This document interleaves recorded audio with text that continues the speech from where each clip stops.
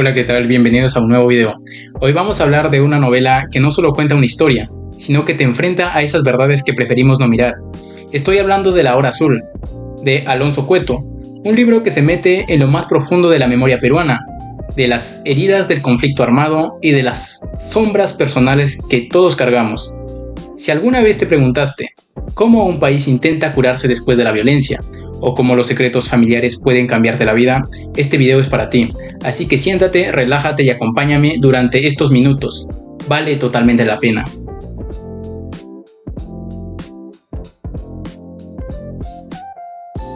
Bien, la novela sigue la vida de Adrián Ormache, un abogado de clase alta en Lima, un hombre exitoso, con una vida cómoda y sin grandes preocupaciones. Es alguien que vio el conflicto armado peruano, pero siempre desde lejos, desde la seguridad de su casa, desde su colegio y de su entorno. Y ese es el primer golpe del libro. La guerra puede estar ocurriendo en tu país y aún así tú no la verías realmente. A veces basta con haber nacido en el lugar correcto, pero todo cambia cuando su padre muere. Ese momento abre una puerta que él nunca pensó cruzar.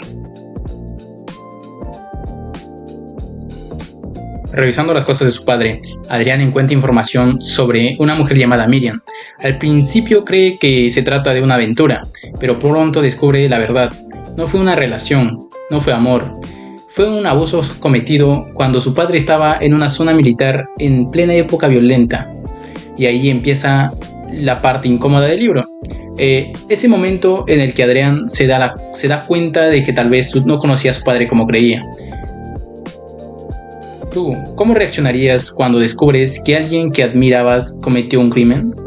¿Sigues respetándolo, lo odias o lo justificas? Déjame en los comentarios.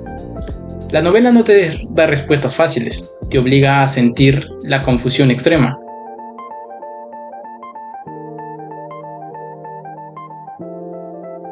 Una de las cosas más potentes de La Hora Azul es la división que presenta. Divide en dos partes. La Lima acomodada, donde Adrián creció, y el Perú profundo, donde la violencia del conflicto fue brutal y directa. Cuando Adrián decide buscar a Miriam, abandona su burbuja, viaja a lugares donde la guerra no fue un recuerdo, sino una herida abierta, habla con personas que vivieron lo que él solo había escuchado, y allí entiende un mensaje clave. El país jamás vivió la guerra de forma uniforme. Mientras unos tenían miedo de salir a la calle, otros tenían miedo de que los destruyan su casa. Cueto en este libro retrata esa distancia social, histórica y emocional de una forma muy honesta.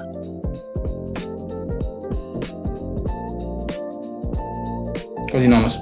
Miriam es sin duda uno de los personajes más fuertes del libro. No es la víctima frágil que algunos esperarían, tampoco es alguien que busca venganza. Miriam ha aprendido a vivir con su dolor sin permitir que lo definan por él. Cuando Adrián la encuentra y trata de arreglar lo que su padre hizo, ella lo rechaza, y tiene todo el derecho. Ese rechazo es uno de los momentos más potentes de la novela. Muestra que no todas las heridas quieren ser revisadas, no todo dolor quiere convertirse en reconciliación, no toda víctima quiere ser parte del proceso de redención de otro. Miriam no necesita que Adrián la salve, ella ya sobrevivió.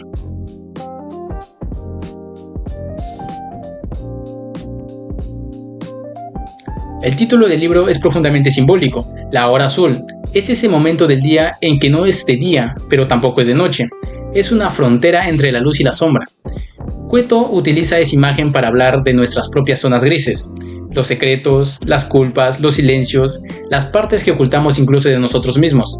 La novela, todos los personajes tienen su hora azul, y yo sé que tú también la tienes.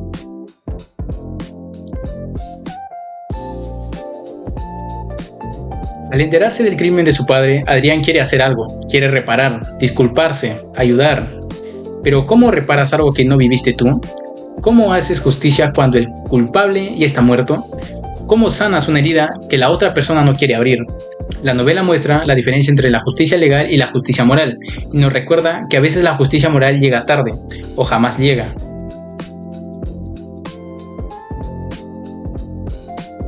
Muchos piensan que la historia de Adrián es un viaje para encontrar a Miriam, pero no.